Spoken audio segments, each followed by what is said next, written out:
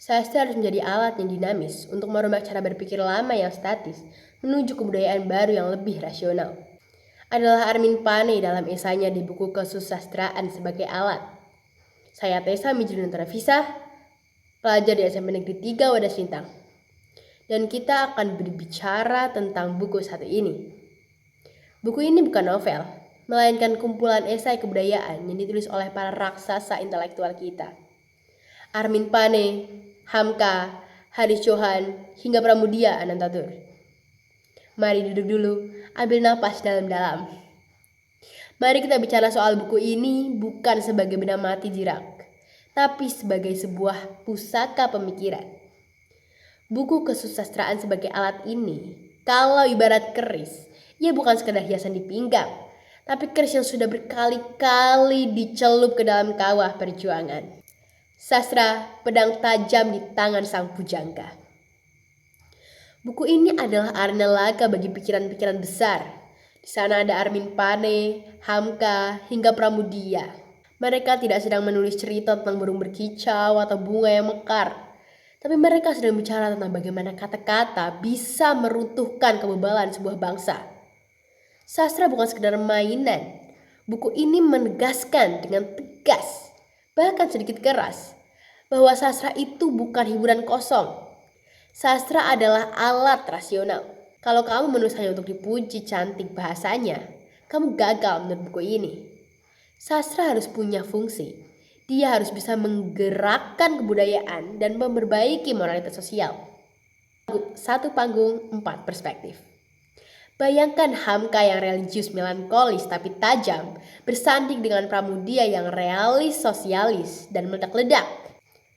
Kamu bakal melihat bagaimana satu alat yaitu sastra bisa dipakai dengan cara yang berbeda-beda tergantung siapa pemegangnya. Hamka membawa napas ketuhanan dan moralitas yang teguh. Sementara Pramudia membawa imperialisme yang menuntut perubahan nyata di lapangan.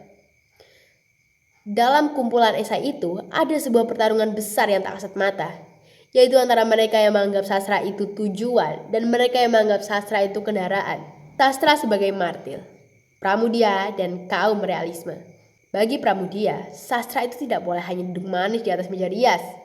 Sastra harus turun ke jalan, masuk ke pabrik-pabrik, dan merasuki jiwa rakyat yang tertindas.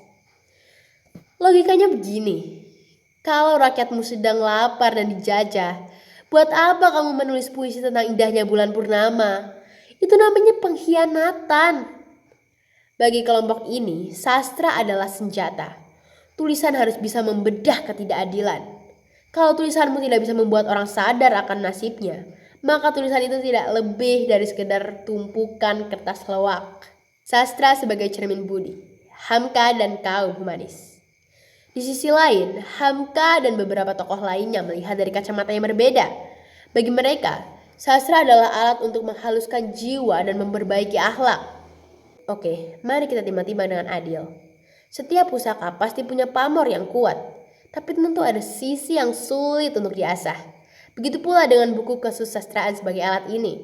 Saya melihat evaluasi buku ini ada pada 3 hal besar. Kekuatan isi kepala para penulisnya. Buku ini adalah dokumen sejarah pemikiran yang luar biasa. Evaluasi positifnya adalah ia berhasil merangkum spektrum ideologi yang luas. Kamu tak akan menemukan buku lain yang berani mendudukan pemikiran seorang ulama besar seperti Hamka berdampingan dengan realis keras Pramudia. Bahasanya menuntut kesabaran ekstra. Saya harus jujur, evaluasi dari sisi keterbacaan, bahasa yang digunakan memang cukup berat karena khas tulisan intelektual zaman dulu. Gaya bahasa esai tahun 40-an dan 50-an itu sangat kental dengan diksi yang berat dan struktur kalimat yang panjang. Bagi anak muda zaman saya yang terbiasa dengan tulisan instan, buku ini bisa terasa seperti tembok besar yang membosankan jika tidak dibaca dengan niat yang teguh. Evaluasi akhirnya, apakah buku ini masih berguna? Sangat. Di tengah dunia yang sekarang bising oleh kata-kata sampah di media sosial, buku ini menjadi standar pengukur apakah tulisan mempunyai guna atau hanya sekadar sampah visual. Ia memaksa kita untuk kembali bertanya pada diri sendiri, saya menulis ini sebagai alat apa?